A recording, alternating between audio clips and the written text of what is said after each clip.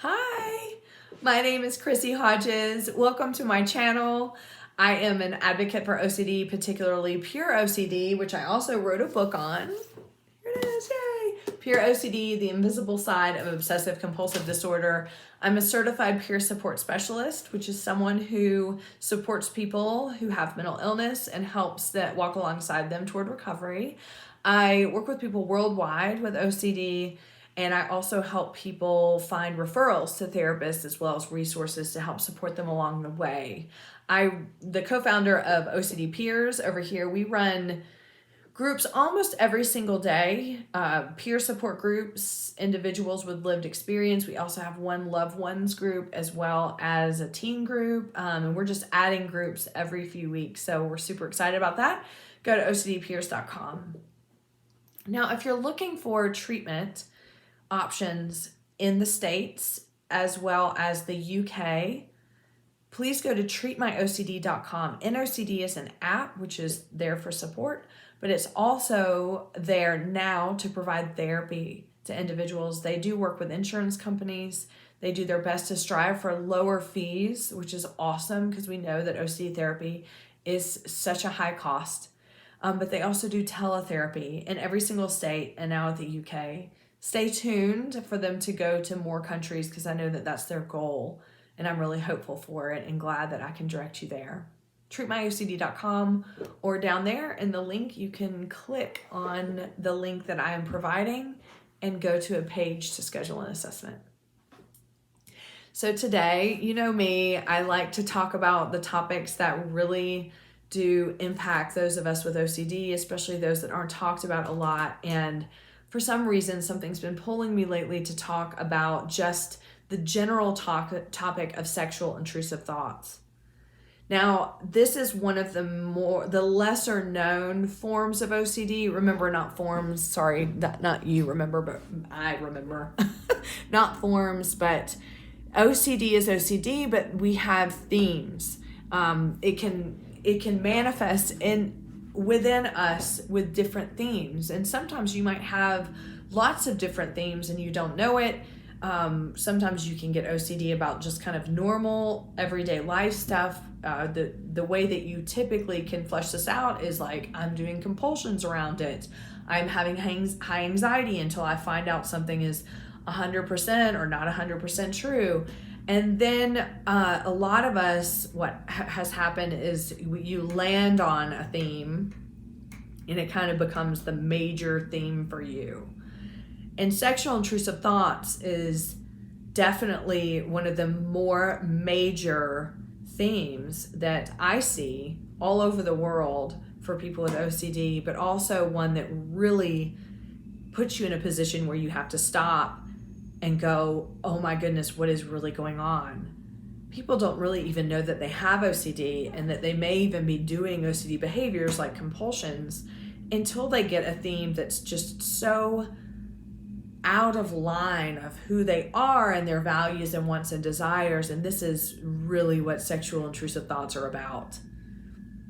It's usually going to hit in a way that makes you question what you're attracted to, what your desires are, who you're attracted to, and then make you question, why am I feeling this about all these different topics? So I'll just go down, and this will all make sense when I kind of come together with it. But probably a couple of the bigger themes, like more common themes that I see, are going to be the sexual orientation themes under the umbrella. Probably the most common that I see are individuals who identify as straight, but then all of a sudden they get intrusive thoughts of, what if I'm gay? Or what if I am attracted to the same sex? And this is not your, I wrote this actually on Instagram the other day. This is not your, kind of your healthy, normal questioning of what you identify as, okay? This is going to be kind of this groundbreaking, out of the blue. And again, okay, I'm just going to say this, and this is going to be reassurance, but whatever. If you're listening and you're like, that didn't happen for me, so that must mean that's not OCD.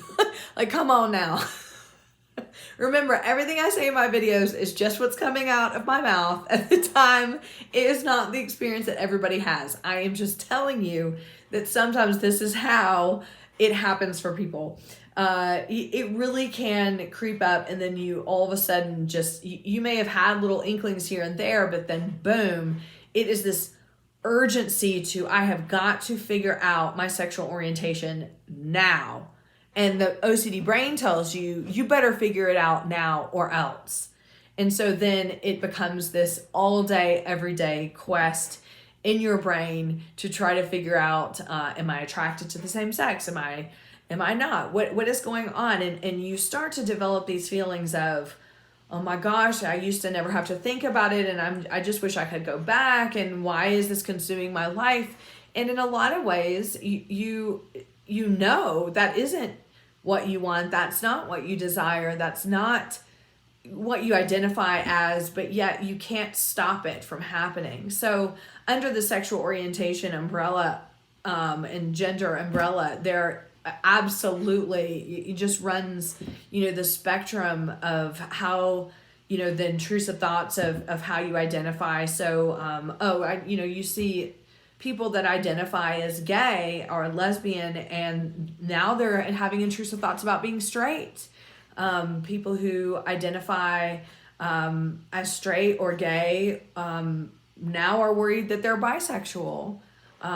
People who have intrusive thoughts about being trans, have intrusive thoughts about being asexual. So that's a large sect of OCD that so many people experience. And I think sometimes people also will experience this early in life, and it is anxiety provoking, and then maybe it kind of, rotates out, and you think, okay, well, that was just a phase, no big deal. And then it isn't until later when something bigger hits that you kind of remember, oh my gosh, that really wasn't a phase. That was OCD showing up. One of the really common intrusive thoughts for sexual intrusive thoughts is going to be POCD, which is the fears of turning into a pedophile or being a pedophile, or thinking that you're a pedophile in denial and you can't figure that out. Now, this is, like any sexual intrusive thought, this is the, I had a thought about a kid, or I had a dream about a kid, or I saw a kid and I thought they were cute, or my nephew or niece sat on my lap and all of a sudden my groin moved, and then it's this, questioning of, why would I think that in the first place? What does this mean? And you're trying to sort it. And as we know with pedophilia, this is a very taboo intrusive thought. This is a very shameful and intrusive thought. It's debilitating for people. And it's also, I hate this theme the most because this is what keeps people from typing into the computer to get help. It feels so real. The experience of having OCD and sexual intrusive thoughts feels so real. That it's almost bizarre to think this is a mental illness. You really believe that you're questioning these things inside of yourself because your groin is moving, maybe your back end is moving, any sort of erogenous areas on your body are, being heightened. And so you think this cannot possibly be a mental illness. It's plaguing me, it's consuming me. But, and when you have POCD,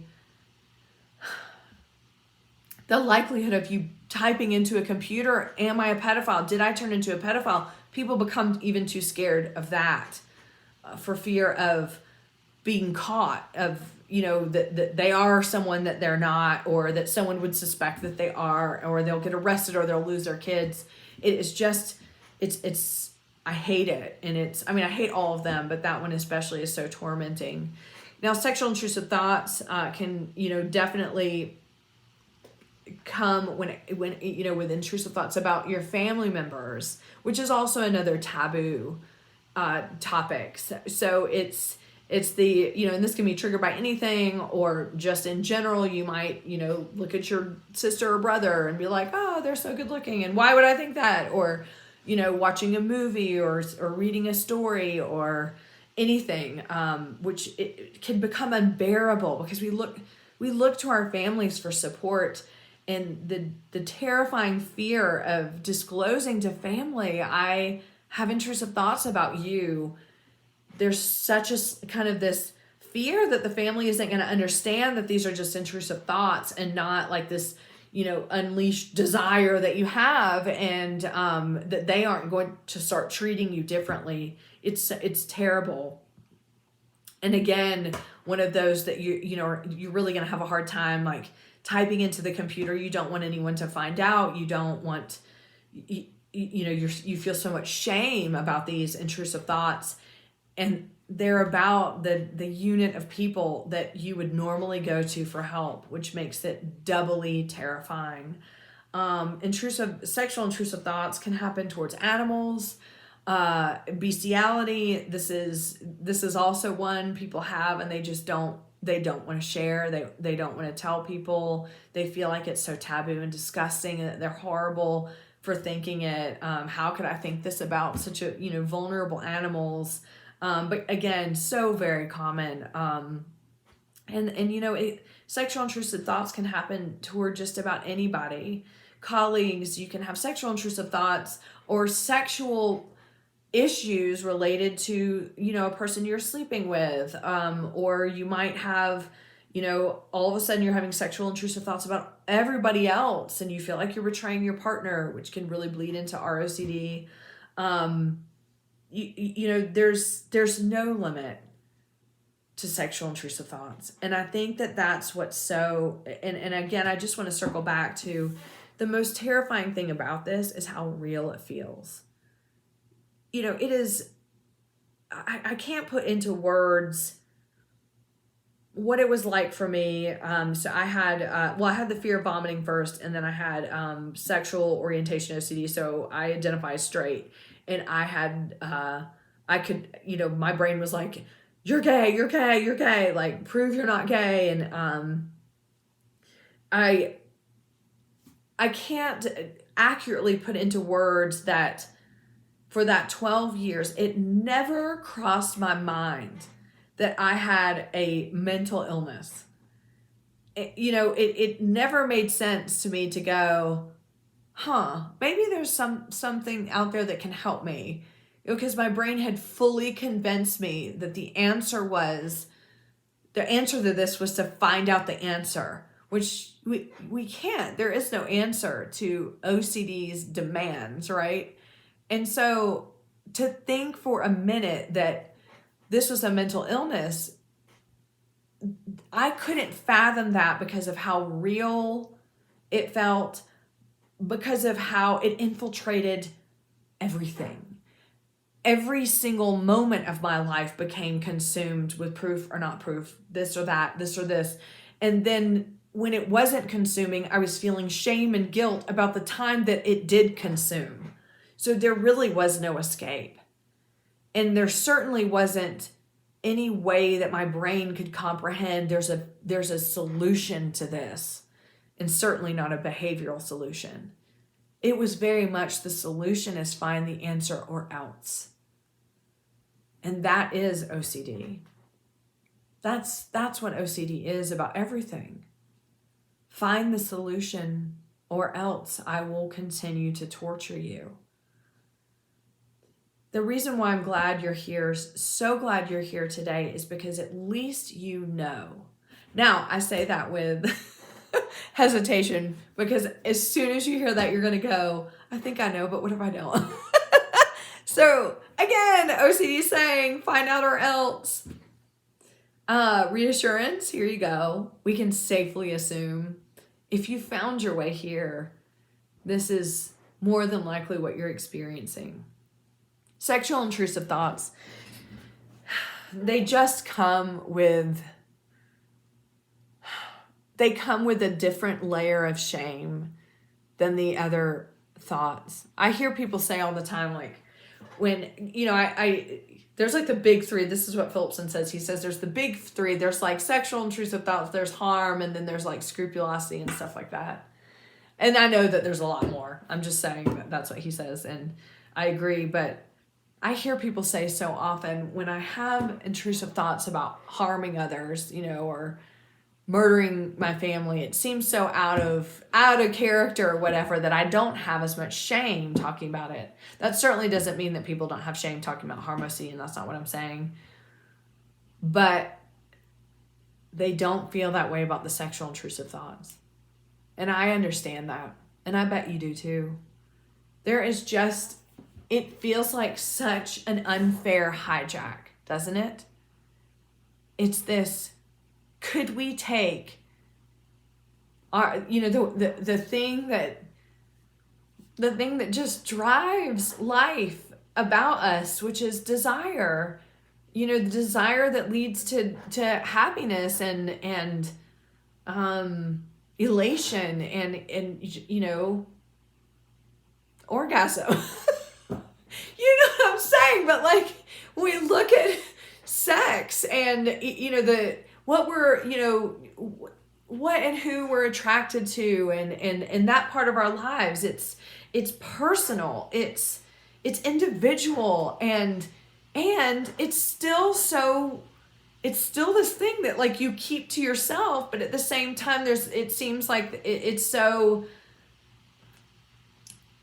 there's still so much stigma around sex in general and our ability to talk about it, and it's so invasive that OCD comes in and attaches to things that typically are going completely against what we want.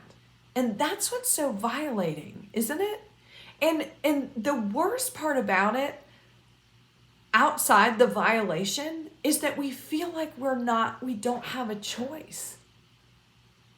We question our ability to have free will, right? Because then it's but I know I don't want that, but my body is saying something different.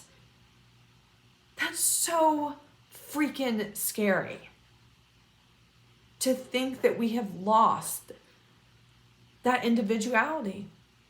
We've lost that, autonomy. I think that's the right word to use. We've lost, what was it someone today said? I was talking to someone just earlier. We've lost the connection to ourselves. That's what it feels like with sexual intrusive thoughts. That's what it is.